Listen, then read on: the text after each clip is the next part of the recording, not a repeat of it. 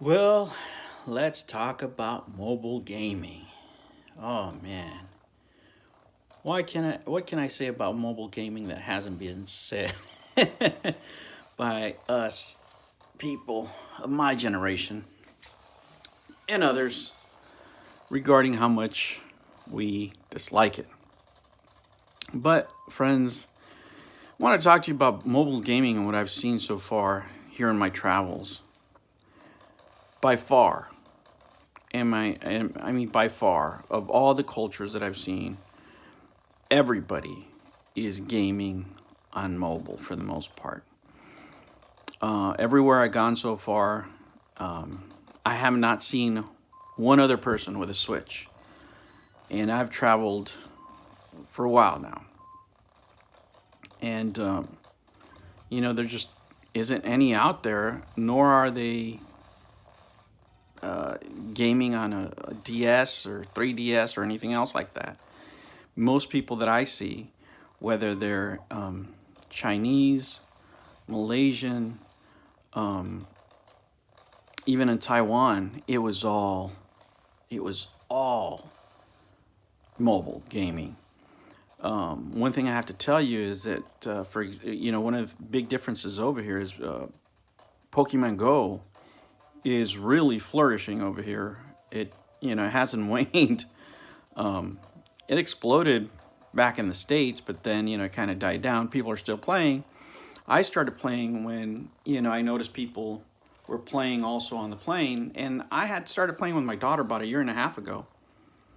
I think it was about a year and a half ago, or a year ago. I'm not sure, but anyway, when it first all started, I started playing with her, and we were walking around, doing our walks, and I would play. But then after that, I stopped, and a lot of other people stopped back in the States. But when I started traveling here, I saw a lot of people were still playing, and especially in the airport, where I couldn't get any power anymore, and the long wait times, the layovers, had run out of batteries and stuff. So I decided to play and join the other people that were playing there. So at least I had something to talk to them about. But when it came, for example, of the advertising, I saw probably the biggest advertised game here was Red Dead Redemption, right? Two, the side of buildings, stuff like that. But, and I mean everywhere, for example, in Taiwan, and train stations, mobile games, mobile RPGs were being advertised everywhere. I mean, you walk around a corner and there was a marquee for another game and another game. When I was asking about, retro games and old Game Boys and stuff like that, they were looking at me like I was nuts. Like, why would you want that? And it was an eye opener, because I didn't know it was so big over here. And it's one of the reasons that a lot of companies are going to start moving towards that, because there's so many people, playing on their cell phones, basically. And it's the amount of time they spend on them. It's the amount of money, too. So if you figure, just like everywhere else, at least here in the parts I've been in Asia, everybody loves their cell phone, man, and they want the latest and greatest. And they're not any cheaper. I mean, for example, here in Malaysia, the Note, right, the Samsung Note is about $1,000, and people are still buying it, right? So if you're spending $1,000, and these are different economies over here, but if you're spending $1,000 on a phone, are you going to spend another $400, $300 on gaming, on physical gaming? Probably not.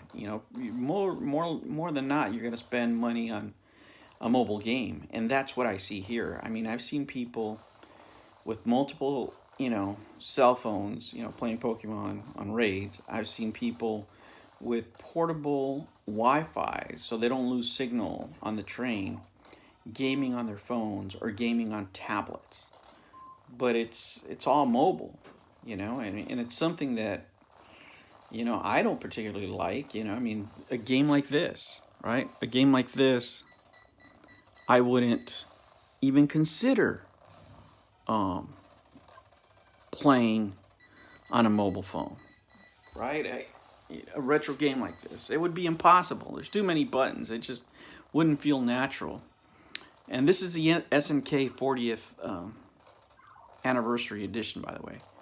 I love these type of games. This is what I used to play after school, and I reminisce. This collection is really for people of my generation or people that enjoy old games. I highly recommend it if you do. If you don't, there's nothing here that's going to impress you. Not with the graphics, not with anything, as you can see.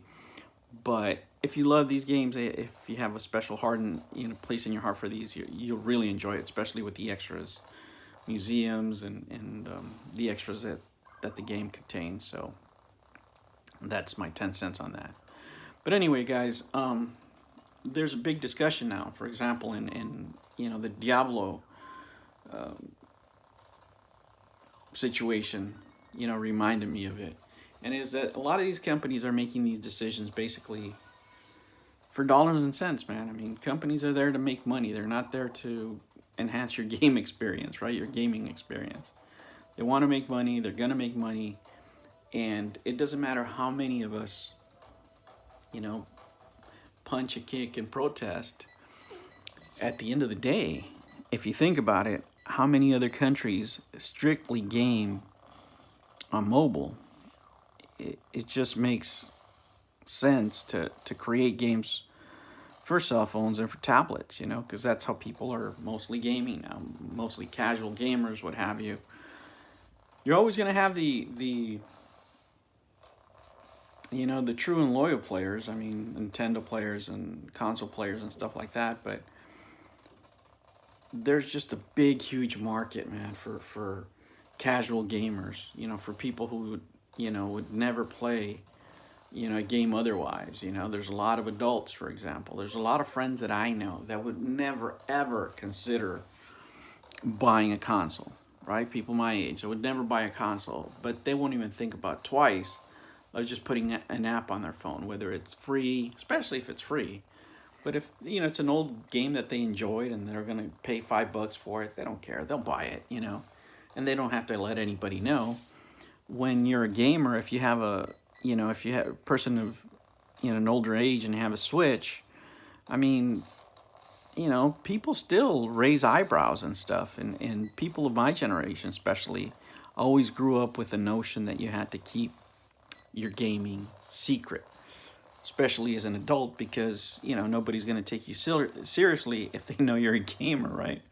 So people still do it out of stigma, out of old dogmas that we grew up with. But it is the way it is. But mobile gaming is not getting smaller, guys. I'm afraid to tell you, it's just going to get bigger. And a lot of the franchises that you love and you've grown up with, or that you've been accustomed to and having on the 3DS or other types of gaming, they're eventually going to end up in mobile.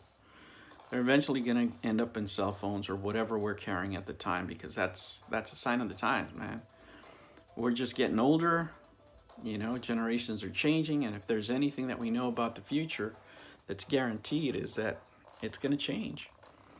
So, we have to accept that. Now, does that mean all games are going to be, on mobile? No, but a good ton of them, a lot of them that we've grown accustomed to, a lot of them that we have special attachments to, are going to go there.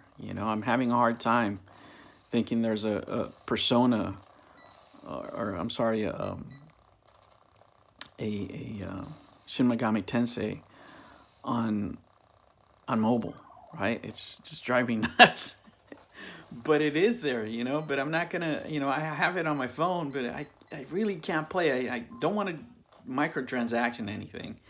I loaded it just to see what it was like, but I mean, I'm never gonna choose that over playing even Persona Q on my DS.